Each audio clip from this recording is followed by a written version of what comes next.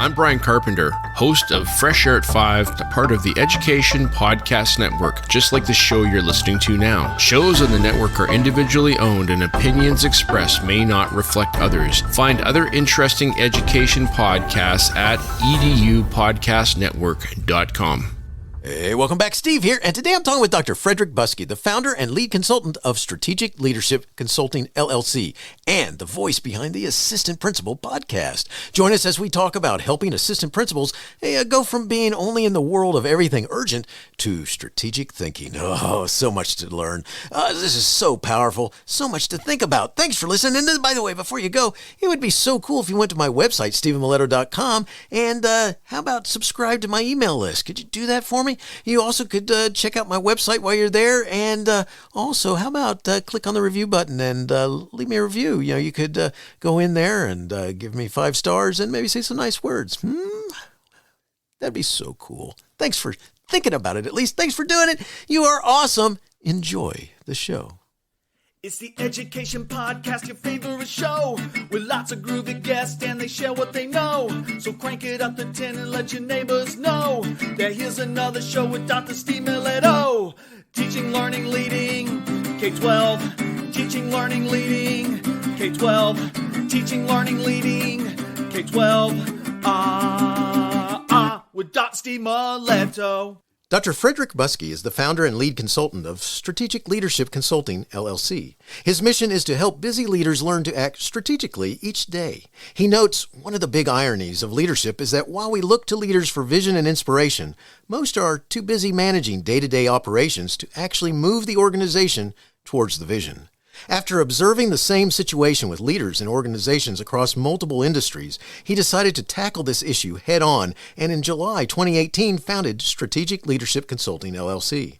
Dr. Buskey has been a teacher, coach, and change agent for over 30 years. Most recently, he invested 13 years developing and coordinating training programs for aspiring school leaders at Clemson University and Western Carolina University. At both schools, he led innovative redesigns of old programs.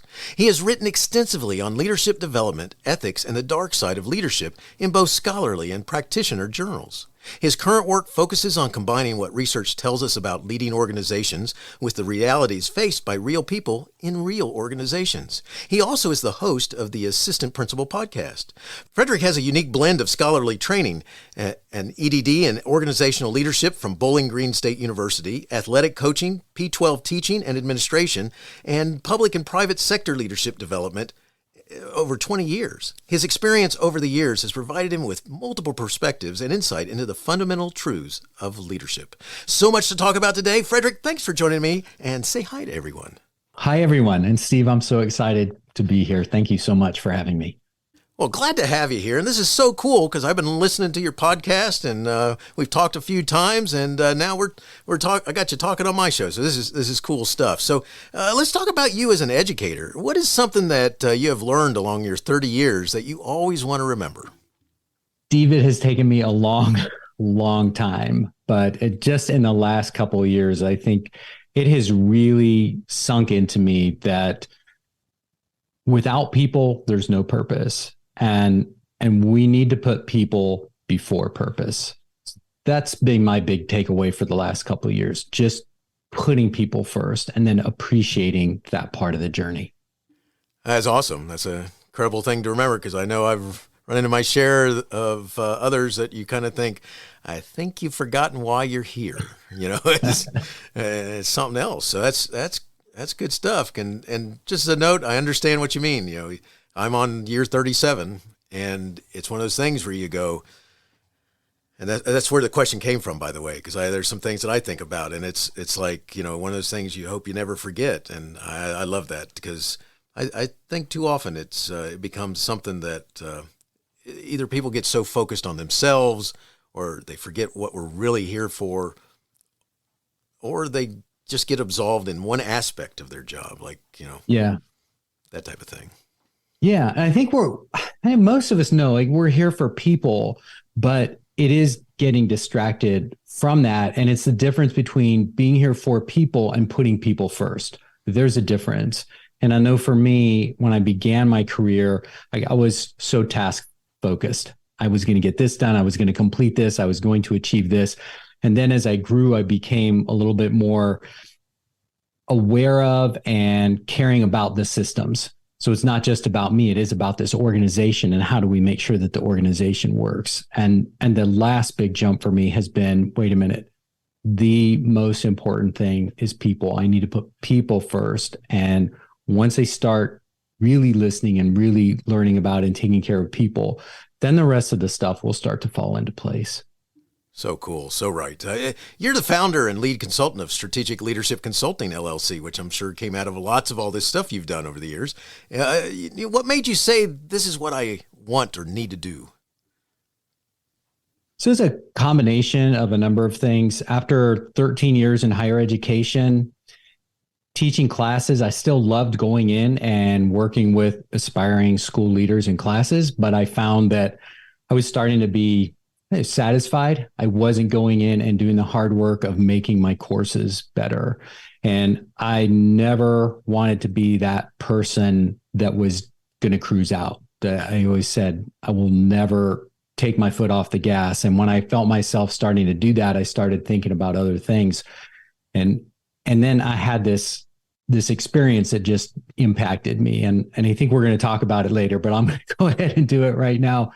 The year before I made the decision to leave Clemson University, I was out in rural South Carolina, out in the country, getting ready to visit an intern in a rural elementary school. I pull in the parking lot, get out of the car. South Carolina in April is still 80 degrees, about 90% humidity. So I'm sweating before I even get in the building, checking in on my intern, and then go to visit Kelly, the assistant principal. And I walk in her office, and when you go into somebody's office and you can immediately see like something's not right here. Definitely. Her cheeks are all flushed, her hair's out of whack, and there's papers all over her desk. And I said, Kelly, what's wrong? And she holds this stack of yellow forms in her hand and weighs them. And she says, it is 10 o'clock in the morning. I have 7 discipline referrals. Each one of these is going to take me 30 to 45 minutes. I was going to get into classrooms. I was going to work with teachers. I was going to do all these things. And my day's shot. And I mean, she had tears in her eyes. And I thought, and I said, Kelly, of those 7 referrals, how many of those are more about the teacher than they are about the student? And she paused. She said, 5. Wow. 5 of those 7 referrals. And so when I left the building, I just sat in my car for a while. And it just, that story has been rattling around in my head really for, since that day. But it was the big driver for me to make the transition, because here's a smart, passionate, young assistant principal. She knew what the problem was, but she couldn't see the way out. She was just trapped by this black hole of urgency, right? And she couldn't break out of the gravitational pull. And so over the next year, whenever I was in schools with school leaders, I was really thinking about that story and asking them.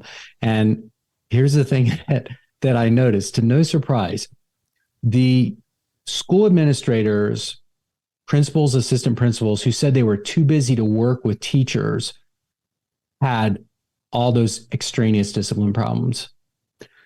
The school leaders who said they made time to work with their teachers were not overwhelmed by discipline. So, and even the teachers or the principals that were overwhelmed, they knew the problem. They knew that if they could get in those classrooms, they could start to break that cycle, but they didn't know how. And so that's what I started really fixating on and working on. Why do these people that know how, that want to get in and work with their teachers, they're unable to do it? What's wrong? And what I figured out, what I landed on, is that they're caught in, I call it the gravitational pull, the black hole of urgency. They're caught in the urgent zone. And the thing that they're trying to do is they're trying to manage time. And they think, if I can just manage my time better, then I can get into classrooms. But time's not the problem. Right? The problem is priorities. And so what I'm really passionate about doing, Steve, is helping school leaders move from trying to manage their time to trying to manage their priorities. Because once you can make that jump, now there are all kinds of things that all of a sudden start to settle to the bottom because they are not as important as getting in teachers' classrooms. Yeah, it's so awesome. It's just so powerful because having been an assistant principal, I was an assistant principal in a place where I'd been a teacher, and then I got recruited to go to a neighboring county in a much larger, went from a middle-sized high school to a very large high school. And it's one of those things where, you can get so overwhelmed and so forth. And then what's funny about it is, like on the front of your webpage, you talk about how, the idea that you help assistant principals spend their days not putting out fires. It's and I love that because especially because it has a different meaning for me simply because of this. I had a colleague one day who I guess a couple of teachers were looking for me for some reason, and he told them that he told this teacher that I was putting out fires, and she asked him, "Oh, I didn't know there was a fire in the building."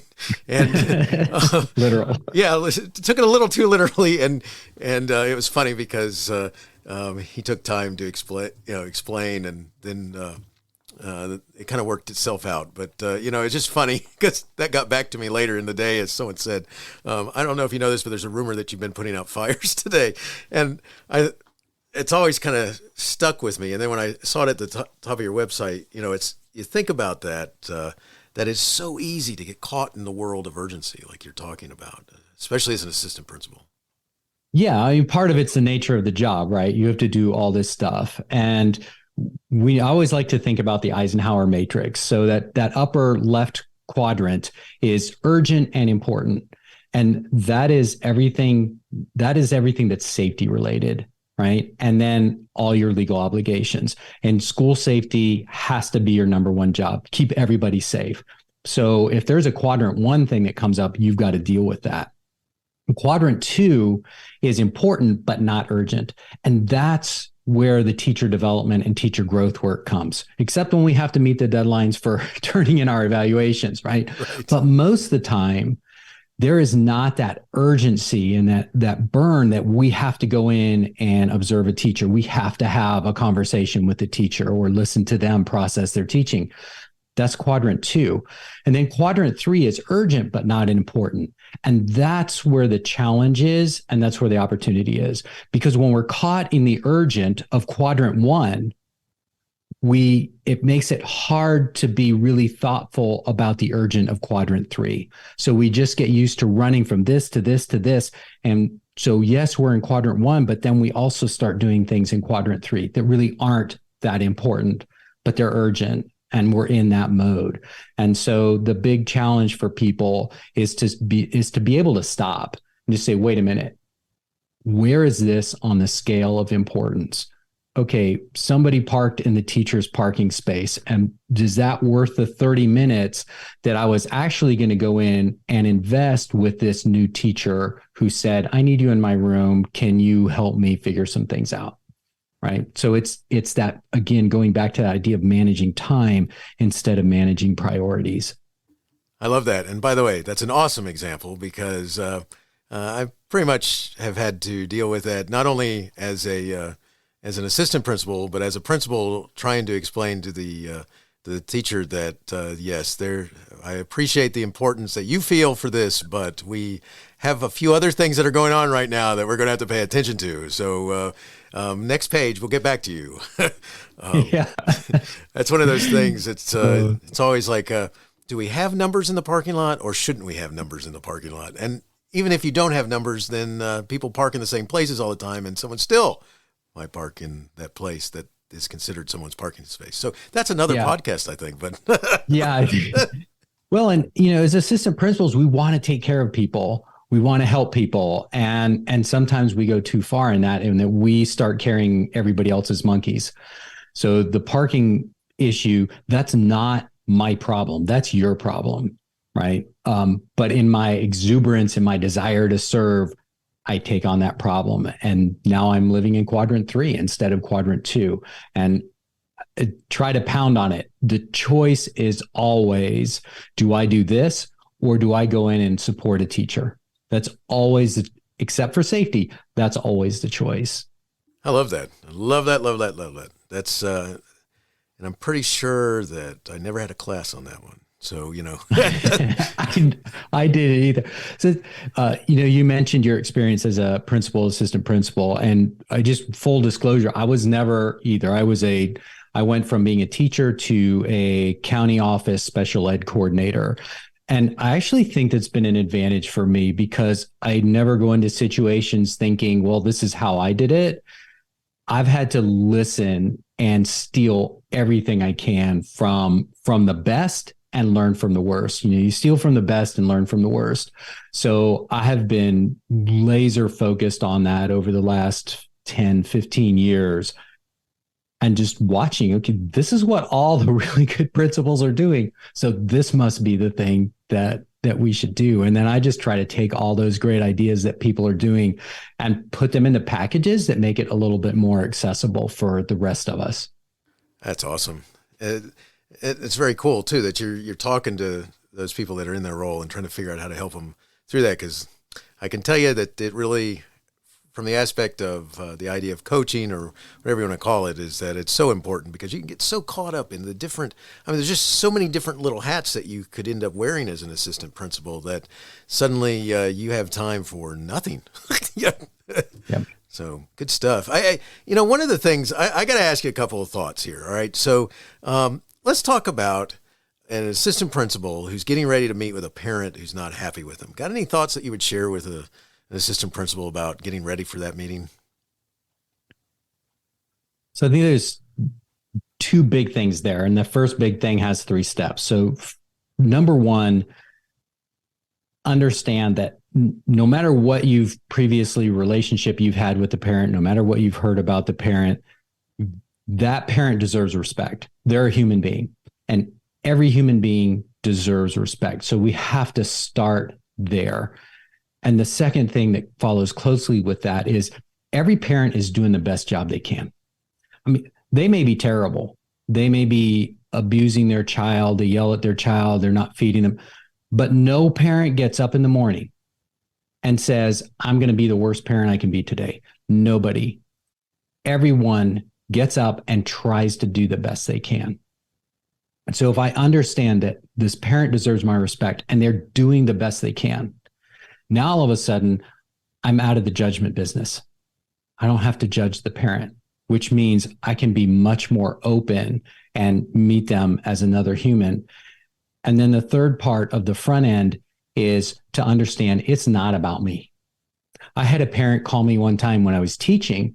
She called me and just started really laying into me about her daughter and a grade on the assignment and this and this. And after about 15 minutes, I let her kind of run her course. And then I said, look, Brooke's mom, I'm not quite sure what you're talking about. Can you tell me what specifically you're talking about? And she said, yeah, it's that grade she got on the English essay. Steve, I taught social studies. Right. Nice. Jeez.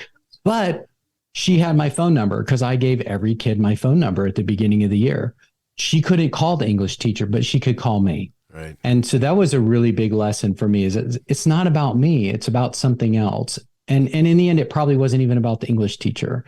So if we know that we have to respect people, if we know people are doing the best they can, and then that it's not about us, now my emotions are out of it. And now I can get to what the real purpose of that meeting is. And the purpose of that meeting is to figure out what the problem is. It's not to solve it. The purpose of that meeting with the parent is to figure out what the problem is. And if you can do that, then that meeting is going to be a win. That's awesome. And I love that advice because that's something that, one of the things that I think happens is that you get this idea for some reason that you want to be an assistant principal because you have this thought of being a building principal, or you have, whatever your pathway is that you're trying to make for yourself. And so suddenly you find yourself not sure what causes you to do it, but your brain says, finish that application, and now you're going to become an assistant principal. And suddenly it happens to you, boom, Glinda the Good Witch says, hey, you're now an assistant principal. And nowhere in there is there usually someone who spends a little bit of time with you going, at some point you're going to have a meeting with somebody who's not happy with you.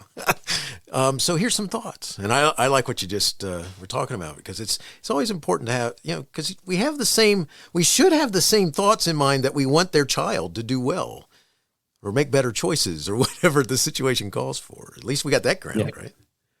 Yeah. Well, and here's the thing, all those new teachers coming in, they never had that course either. Right. So did you call the parent? No. Why not? Well, because they don't know how. Right. They don't know what that conversation's supposed to go like. Oh, I love that. I think every school, one of the lessons I learned over 30 years, especially the time especially as a principal, is that it's time for us to have a conversation with all our staff who think, and even those who don't think they need help in it, at least join us, humor me for a little bit, and let's have a little talk about how to get ready for that conversation and what not to say in an email. And matter of fact, the email should say something like, hey, how about we get together? Here's some dates and times. Could we get together and have a discussion about this? As opposed to, putting it all in capitals and exclamation point. Absolutely. It's interesting, but you're so right. No one ever said to me as a teaching candidate, one day you're going to have a meeting with someone who's not going to be happy with you, and and then it happened again, and then as a note, then it happens to you again when you become a principal, and hopefully by then some of it's sunk in and going, certain things I should not say nor do. Yeah, and part of it too is we're all operating on patterns of history and how things have gone before. And so understanding that as a teacher, or maybe as that assistant principal, I've been chewed out and treated poorly by a parent before, maybe by that parent who wants to come in now and talk to me. Right. And so that's part of the challenge, is laying that aside. And that's, hey, no matter what's happened, they deserve my respect. And I got to remember, they're doing the best they can do. I don't know the situation. I don't know what's happening. Somebody drove by me the other day and sped and cut me off. And, my first thought was, I'm really mad. And then I thought, maybe their mom just died. Maybe they're on their way to the hospital. Who knows? And whether they are or not, that's the part that's irrelevant. What's important is I don't need to be judging. I don't need to be judging other people. And as soon as we get out of the judgment business, Steve, life gets so much easier. And again, it's taken me 50 years to get there. That's so powerful. I love it. It's one of those things that you talk about that, because it's funny. I think sometimes we have to remind ourselves that we have these work relationships, and we got to figure out how to make them happen. And because we should have some common agreement ground, which is the child to do well. And it's just funny because what you're talking about just reminded me. I had a situation where a parent was very upset with me for following up on what the assistant principals, I sided with what they did and said, no, it should happen this way. And so, went about the next million things you got to do. And the weekend came along. It was right before the weekend. It was Friday evening, and I was driving over to wherever I'm going, whatever football game, basketball game, whatever it was that I was going to. And there's a big backup of traffic. Now, when I was in college, I had a job where I delivered plumbing parts and pieces and all that sorts of stuff, job sites. And I'll never forget the day that stuff wasn't strapped on tight enough on the truck. Someone pulled out in front of me, put on their brakes, and all this stuff went flying onto the street. And in that town, the police would give you multiple tickets if you were there. And I'm trying to put all that stuff in my truck, and someone, most people drove by and said funny things to me, or at least stuff they thought was funny. Yeah. And then this one guy stopped. He blocked traffic with his work truck, and he got out and he helped me.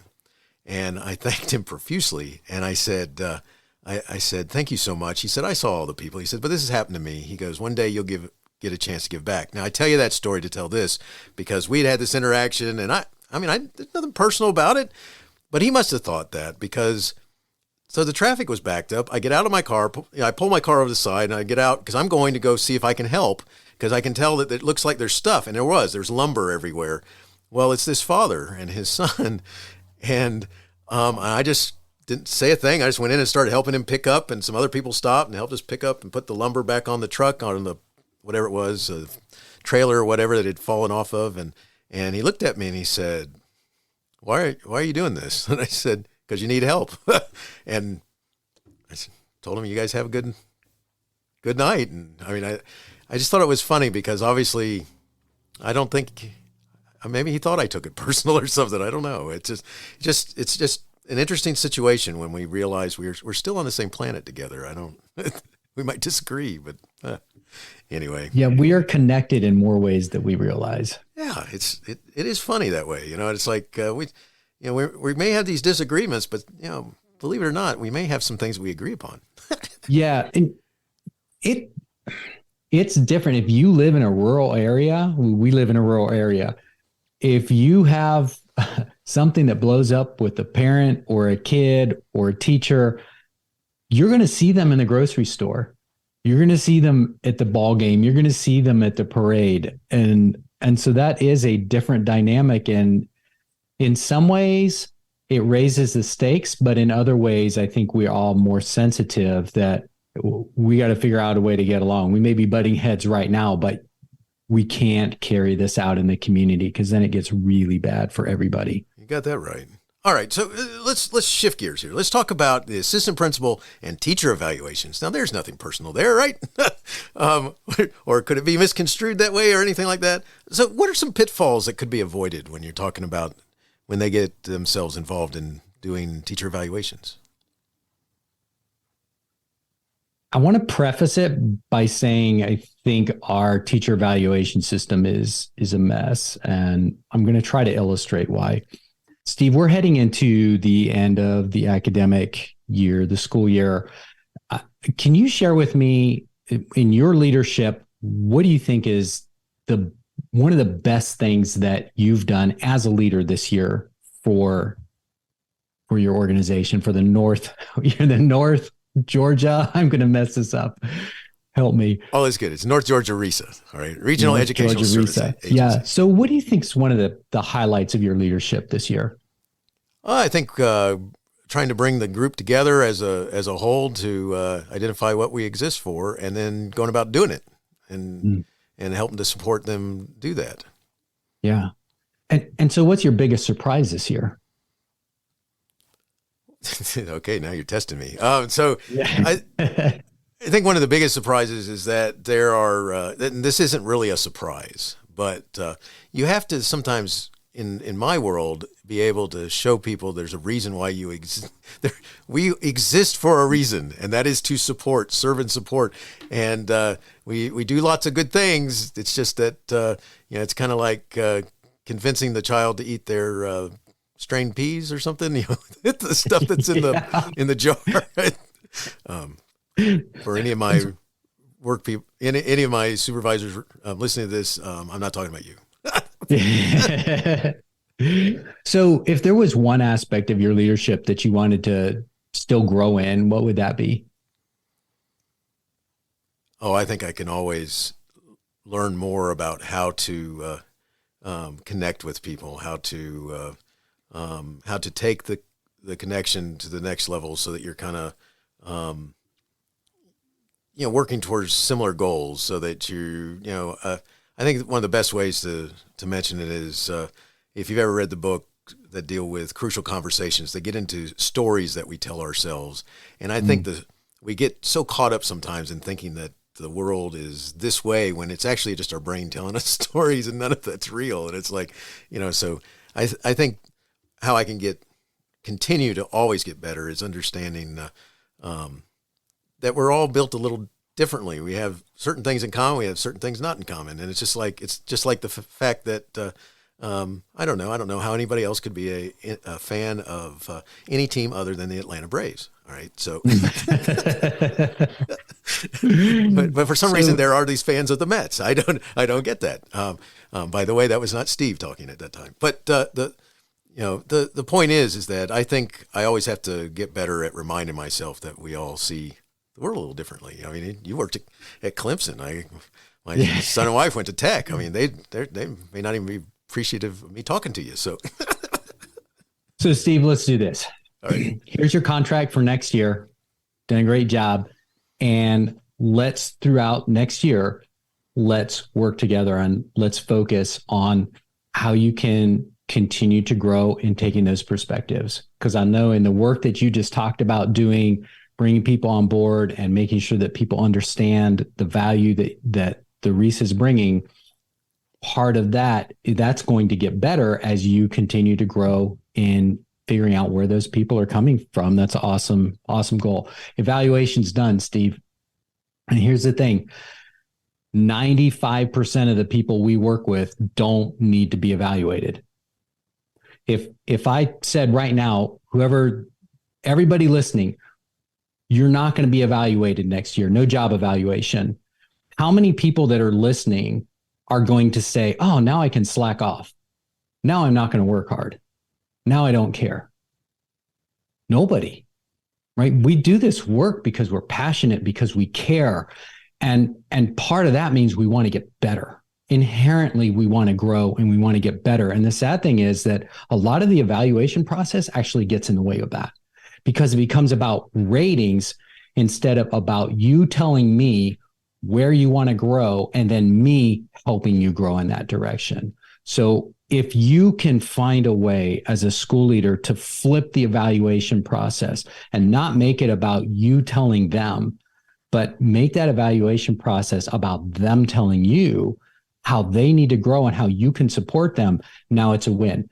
And I'm talking about 95%. There's 5% of the people we need to evaluate, we need to document, we need directive coaching and directive support for them to stay in the profession or leave profession.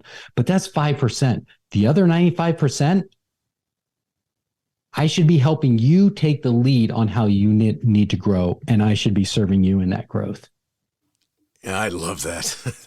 That is awesome, because that is, one of the biggest problems whatsoever is first of all, is a prescribed sort of thought that this is how you get better. Well, we're all different. We have our different needs or strengths and weaknesses.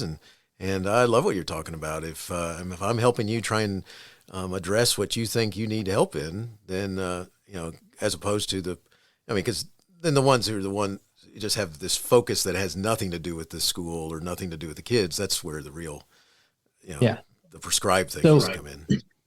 When I work face to face with assistant principals, there's this video I show, and it's this kind of classic social studies teacher who just gets up and starts droning on, and the lessons, it's terrible. It is a train wreck. But when I ask assistant principals, I say, okay, what feedback would you give? And if you could only focus on developing one skill with this teacher, what skill would you develop? If I have 10 APs in the room, I get 5 different answers. And that tells us that either we're not very good at figuring out what the critical element is, or that it doesn't really matter, right? There's so much wrong with that teacher. It doesn't matter what we focus on. Anything's going to be an upgrade. So why not find out what the biggest pain point is for that teacher and then help them solve their pain point? Because now I'm serving them. They identified the pain point. Now they own that. It's not me driving it. And I can support them. And once we get that done, it may be something stupid, like I want my A's to look better when I write notes on the board. Okay, fine. But once I help them achieve that, then we go to the next pain point and the next pain point. And that's how we develop trust. That's how we grow a relationship. And that's how we also kind of build the teacher's confidence in us. If I can help them achieve their goal, now all of a sudden I've shown my value. I love that, because I think that's one of the biggest, one of the things I've always experienced, as it doesn't matter where I was, but as an administrator dealing with evaluations, is that new teachers seek your help. Some veteran teachers pretty much figure that you're not going to ruin them. So, but it's somewhere in that 6 to 10 year range that you might start butting heads. And that really speaks to the idea that they're thinking about growth or whatever, the ones who are really thinking about work and stuff like this, that they could probably help you help them, as opposed to dealing with a prescribed thing that you're dealing with. The state of Georgia has something called TEACS, and that's short. That's a acronym, obviously, and it's in the process of being changed also. But I think one of the things they're missing from it, when it first came out, there's a whole political drive that brought it into existence, and part of it was there's these numbers 1, 2, 3, and 4, right? 4 being the best, and lots of systems said things like no one gets a 4, and you're like, what do you mean no one gets a 4? Well, no one gets a 4. And it's like, well, nice. Well, if I give someone a 4, then what do I have to do in order to give them a 4? And, you can understand. I mean, you have all these discussions, the idea that they were thinking that most teachers are going to be like a 2. And it's like, yeah, but you can't do it that. And anyway, so you get my point about the discussion. Yeah. Yeah. Well, I think that brings a important point for school leaders to think about. And that is, we get locked into a lot of mandates. There's a lot of mandates in education, and they're not going away, or if they're going to be changed. You're always working within mandates. And so you can approach that as, I have to serve the mandate, or I can make the mandate serve me. And sometimes we miss that opportunity.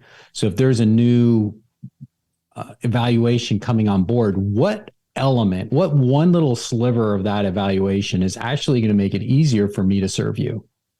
Maybe it's the way the post-observation conference is structured, or the pre-observation conference, or whatever it is. How do I leverage that to achieve the goals that we want to achieve? And if my mission is to help you grow as a teacher, as a leader, then how do I take this mandate and find the piece of it that I can use then to serve that purpose?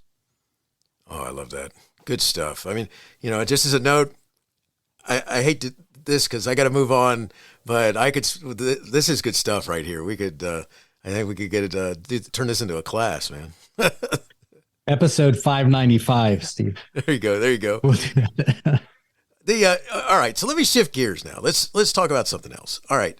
I think you may have just finished an assistant principal cohort where you focused on the journey from urgent to strategic leadership. So how'd it go? And talk about that a little bit. Yeah, so this was really a field test for my book that I've written as a guide. And it's about the 5 stages of moving from urgent to strategic. And we've already talked a little bit about that, but it's a journey that happens over time. And the first stage is just being aware of what urgent leadership is, right? All of a sudden, now I understand that Eisenhower matrix. I understand I'm caught in quadrant 1 and 3. And so starting to understand what that means to be an urgent leadership. The U-turn, the thing that really flips it, is stage 2, which is stop trying to manage your time and manage your priorities. When that light bulb goes off and you say, I'm never going to manage time out of this, I have to change the way I look at my priorities and focus on that. And then stage 3 is intentional leadership. And in stage 3, what I'm trying to do is now change the systems and the expectations of the people around me so that I can do those priorities. I was talking to one of the participants actually this morning, and she was saying one of the things that I'm getting better at is blocking off my time. Like I tell the office, I tell people, I shut my radio off so that I can go in and I can get that stuff done in this one chunk of time. And it takes me 30 minutes of uninterrupted time instead of 90 minutes. Because she knows if she can prioritize that and protect that work for that 30-minute block of time, that's going to allow her then to go out and focus on those other priorities of being with teachers and helping to grow her teachers. So stage 3 is changing systems. And then stage 4 is, I call that the boost or the accelerator. That's when we take those few minutes that we can save every day by getting out of quadrant 3. And it's minutes. We're not talking about hours of time. You're never going to have an assistant principalship where you go in and read the paper and drink coffee. It's not happening.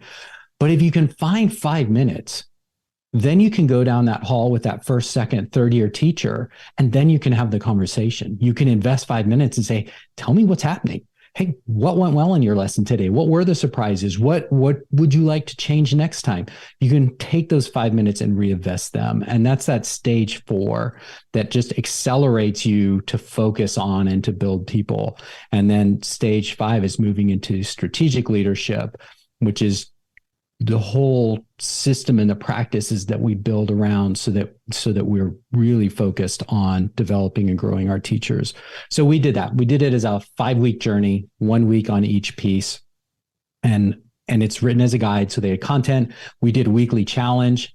So then they would apply that content in a way that was based in their actual work in their school. And then we would debrief on a Thursday and kind of compare notes. So they really appreciated it. I mean, it's hard to get assistant principals' attention. It's hard. Everybody that's listening to this is probably on the drive home because they're right. they're not sitting around. So, but we got on one episode, and Gina's one of the participants, and I'm looking at her. I said, "Gina, where are you?" She said, "I'm in my closet." Oh, what? So that kids are around and everything's chaos, and I want to focus on what we're talking about today. So she literally did our call from her closet. So to me, that really spoke volumes about the value that they see in it. And we had some really good outcomes. 5 weeks, not enough. I mean, that was one of the things I learned too, right? Wow. We need to kind of stretch this out a little bit, but we had some really good stuff happen. Brenda told me the biggest thing I've figured out is I need to be more intentional. I need to make sure that instead of getting sucked into something during the first hour of the day, I'm out there, I'm visible, I'm interacting. And instead of just focusing on the kids, I need to be focused on the teachers. So yeah, it was great fun. That's so awesome. That's really cool. And I know, because I want to get you to mention this later, but I think right here would be a great place because you have another cohort coming up, right? We have a lot of plans. Cool. So we'll run, I call this the journey because it's the journey from urgent to strategic. And I refer to these as adventures because I don't want people to think it's a class and I do my reading and I go to class. I want people to think about it as an adventure. Like we're going to go wade into our leadership and do really cool, exciting things. So the journey is an adventure that we will run next year in January, February. So people can tune in the website and I'll have more information up there as we get closer. 2 other journeys that we're kicking off here in the fall. One is a mentoring program for brand new assistant principals and second-year assistant principals. So that's going to be really fun because we're going to try to start them out right away with this thing of understanding the urgent zone. And they're going to be stuck there anyway, but at least they'll get that head start and understand, and we'll be able to work them through, I think, that first year, taking them from urgent through strategic throughout the whole course of that year. So I'm really excited about the mentoring program. And then the other one that we're going to do, I haven't figured out the catchy name yet. So maybe if you or one of the listeners wants to make a suggestion, I'm calling it right now New Teacher Acceleration. So it's a focused kind of step-by-step process of how you, as an assistant principal, how you can accelerate your new and early career teachers' growth during the first 6 weeks of the school year. And it's very heavy on suggestions. Go in, check in this day, ask this question. So people aren't going to have to be trying to figure out what stuff looks like. It'll be fairly prescriptive, not quite that tight. But in doing that, we also are going to learn and focus on the skills that are going to transfer to supporting all teachers. So when we talk about observing your new teacher, again, we'll be very concrete and provide a lot of guidance on that. But that's a skill that's going to transfer over. So it's a great way to focus assistant principals on the work of supporting those early career teachers, which is absolutely critical and a place we're missing the boat, but then also do it in a way that's going to develop their skills later for all teachers and eventually for the principalship, because that's the instructional leadership job. That's so awesome. That's cool that you've taken on this task of working with people and helping them be successful at what they do. So good stuff. More to come on that. And I got to encourage everyone to watch the website, Strategic Leadership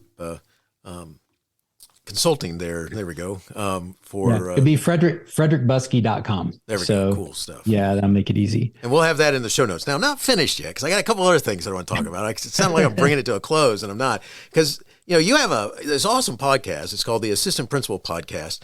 Who's your target audience, and what's your main focus?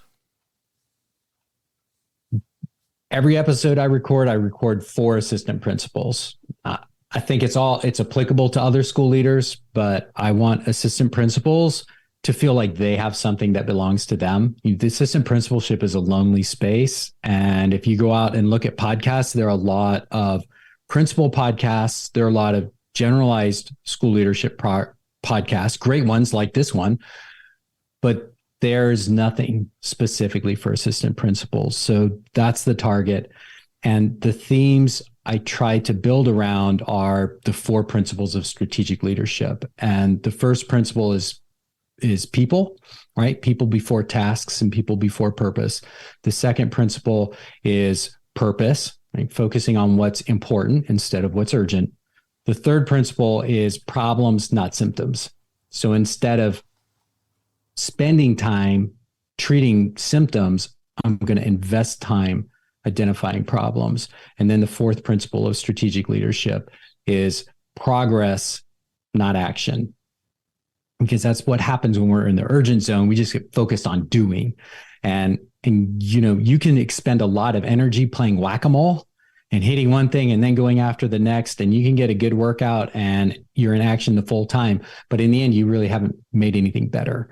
And so strategic leaders focus on that progress. So everything I try to do in there relates to that in some way. And people that have been listening recently know I'm really dialed in on people and how we care for each other. It is a hard time to be an educator, and it's a hard time to be an educational leader. And we need to double down our focus of supporting each other.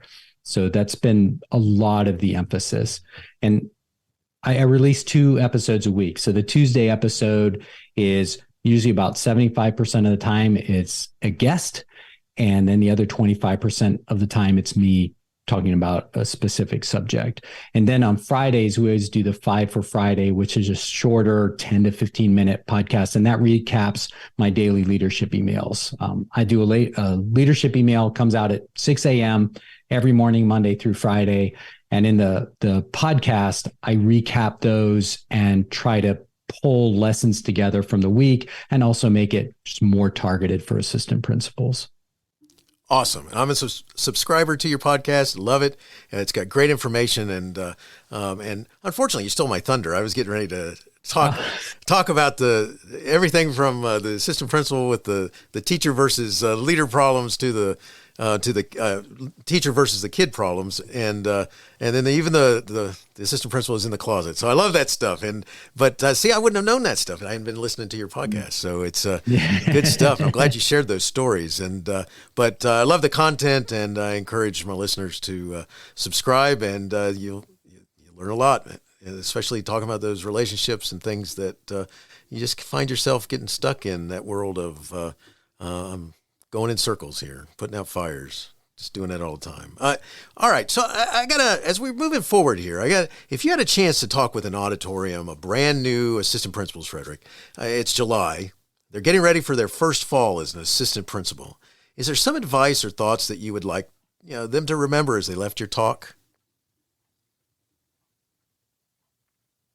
I would like them to think about what they would want to feel at the end of their first year. And I think most assistant principals at the end of the year, if we say you were valued, you were respected, and you were cared for, you end the year and you're valued, respected, and cared for, that's a win, right? That was a pretty good year. And I think in the end, that's what most assistant principals, when they're starting, if they could have those 3 things, that's a win. And the thing is, that's true for all the teachers as well. If teacher finishes the year and they say, I was valued, I was respected, I was cared for. My assistant principal valued me as a human being. They respected my teaching and they care about me. That's a win.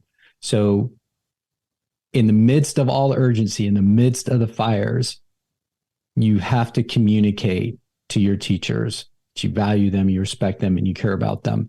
And the best way to do that is to be present. Not just be there, be present. So physically be present, but also give your attention, 100% of your attention. Because the two most precious resources we have, Steve, are time and attention. And attention doesn't get enough focus. When I'm with you and I give you 100% of my attention, that is a huge gift, And teachers know it. Teachers know we're busy, and teachers know that if you dial in and you are focused and you're listening and you're not looking at your phone and you're not thinking about the next task or where you're headed, they know that. And they know that that's the value. And so we need to be present, and we need to understand that the presence is the gift. We don't have to give advice. We don't have to say, oh, I can do something about that, or have you tried? We don't have to do that. We have to listen, say, I hear you. I hear you. That's the gift. So don't overcomplicate it. Be present. Be present with people. Be present for people. Give them your time. Give them your attention. And shut your mouth, because they don't need your answers. They need you. They need your presence. Oh, that is powerful. I love it. Great advice, and that would be great stuff. So everyone listening who's stepping in that role, or you just finished, whatever year you just finished, it doesn't matter. You got a lot to think about as you get ready for July and getting ready for the next year. So good stuff. I want to plug my mentoring program again too, because I know a lot of states do, some states don't do some mentoring for assistant principals, and most districts will have something in onboarding. But one of the things we're really going to try to do in our program is to have these kinds of constant reminders. You're not going to go to a meeting in Raleigh or Sacramento or wherever and hear about this kind of stuff, right? And the time you need to hear about it is in the middle of the week when you're drowning. So if it's my mentoring program or another one, being plugged into a network of people who get the human side of it and that are there to remind you and support you, I think is really, really important. So that is so awesome. So just to remind everybody, and you'll be able to, you need to stay in touch. You need to stay in touch with Frederick. This will be awesome because it can help you. He's going to be able to help you get through and figure out and focus on whatever pathway you're going to. So Frederick, just remind everybody, if someone wanted to follow up and connect with you and or learn more, where'd you send them? My preference, because I love building relationships and meeting people, my preference is email me. Just email me at frederick@frederickbuskey.com and say, hey, I heard you on the show, and let's connect and start having the conversation, because that's, in the end, guys, that's all we have. All we have is each other. So email me. If that doesn't work for you, you can find me on LinkedIn. It's @fbuskey. And then my website is frederickbuskey.com. I do have links to the mentoring program. The other stuff will be coming, but that's up there. So, and you can subscribe to the daily email. You'll get a little pop-up on the website. So I think those are the best ways to reach me. Awesome. Very cool. And I'll have that information in my show notes, so it's easy for everybody to remember and find that to connect with you. So good stuff. So Frederick, I got two last questions, and they have nothing to do with anything we've been talking about. It's just that they're kind of, they fit real well right now. First one goes like this. How do you keep going when so much is going on that you may want to quit? It's first remembering why I do what I do. And most of the times when I struggle, I'm focusing on stuff outside of why I do what I do. So do what I do to help people.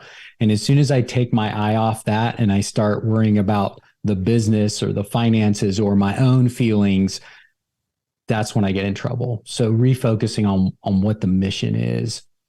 And then remembering that in the end, it's my choice how I show up. I can't always change how I feel, but I can choose how I show up. And if I put that veneer on and get after it, chances are I'm probably going to feel better as well. So that's the idea. And I make it clear there are a lot of days I fail in both of those things. And some days are really hard. But when I work my way out of it, it's because I remember my mission and I remember that it's my choice on how I show up. Love it. Awesome. Awesome. Last question for you. Do you have a teacher in your past who made a difference in your life? If so, Who was it, and what would you say if given the chance to say thank you? Can I thank 3? I'll be really fast. Go right ahead. So Jan Osborne was my superintendent at the Putnam County Educational Service Center. And I was a pretty headstrong 40-year-old, late 30s, 40s when I joined that staff. And Jan taught me to be humble because I thought a lot of myself in those days. So Jan, thank you so much. You taught me to be humble, which has laid the groundwork for everything else. Jackie Jacobs hired me at Western Carolina University, and she taught me to think bigger than what was in front of me and to start to really think about the systems and be aware of how everything connects and ripples. And then finally, it sounds corny, but my wife, Pam, who's also an educator, and Steve, she has always been a people person. We've been married almost 35 years now, and I don't think I would have become as good a human being and as focused on caring about people if I didn't have her example leading me every single day. So I'd like to shout out to all 3 of those people who are just incredible people. Love it. That is so awesome. Thanks for sharing. And Frederick, thanks so much for talking with me. I am wishing you the best with Strategic Leadership Consulting, LLC, your assistant principal podcast, and everything you do. All the best. Steve, this was great. Thank you so much. Thanks for being patient and having fun. Hey, you have been listening to Teaching, Learning, Leading K-12, a podcast to help you help kids achieve their dreams. Teaching, Learning, Leading K-12 is a member of the Education Podcast Network. Podcasts for educators, podcasts by educators. Teaching, Learning, Leading K-12 is a member of the podcast network based in Canada called Voice Ed Radio. Voice Ed Radio, your voice is right here. The opinions expressed on Teaching, Learning, Leading K-12 are those of the guests and host. Teaching, Learning, Leading K-12 is intended to share ideas, advice, and suggestions. Teaching, Learning, Leading K-12 is produced for educational purposes. Hey, thanks for listening. It would be awesome if you visited my website at stephenmiletto.com and connected with me, left a review, and listened to more episodes. And by the way, you could also share it with your friends, with your family, and your colleagues. Thanks so much. You're awesome.